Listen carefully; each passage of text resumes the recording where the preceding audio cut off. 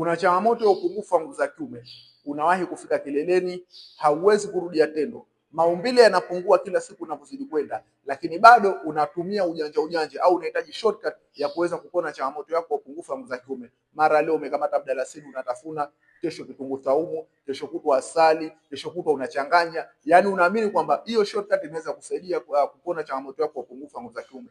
Bro, kama ni wewe basi elewa kwamba utatumia mpaka mwisho wa siku utapata vidonda vya tumbo hiyo michanganyiko yako, kwa sababu hiyo michanganyiko haiwezi kukusaidia.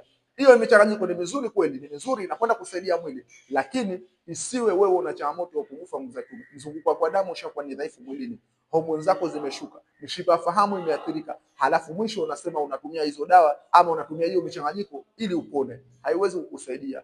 Kumbuka kuna utofauti kati ya tiba au dawa pamoja na vyakula. Vyakula ni vizuri sana katika kukinga mwili usipatwe na madhara, au ukishapata madhara vitazuia madhara yasiyo makubwa. Lakini kama umeshapatwa na tatizo katika mwili, kama vile maybe mzunguko wa damu katika uume sio mzuri au katika mwili, lakini pia homoni zako za kiume hazalishi nzuri, au mishipa fahamu imeshaathirika na unajikuta unawahi, basi vile vyakula haviwezi kuchukua nafasi ya tiba. Itakulazimu tu kutumia tiba, lakini hakikisha iwe ni tiba ya kweli ili kuweza kupona changamoto yako. Na ili kupona ni lazima uhakikishe unaponesha mifumo yote minne ambayo ni rafiki kwa mwanaume katika kushiriki tendo la ndoa. Hakikisha homoni zako za kiume zinaponeshwa, yani uzalishaji wa homoni za kiume, na itakapopona utaanza kujua na hamu ya tendo inakuwepo mara kwa mara, lakini pia hata nguvu ya kushiriki tendo kwa mara 2 mara 3 inakuwa ni iko kwa rahisi kwa wewe, kwa sababu hata ukipiga bao homoni zinazalishwa na unakuta una uwezo wa kuendelea. Lakini pia mzunguko wa damu uwe ni mzuri katika mwili wako na katika uume uingie uzuri, ili uume uweze kusimama kwa ukakamavu, na hata ukishiriki tendo maana yake uume usio na tabia ya kulalalala.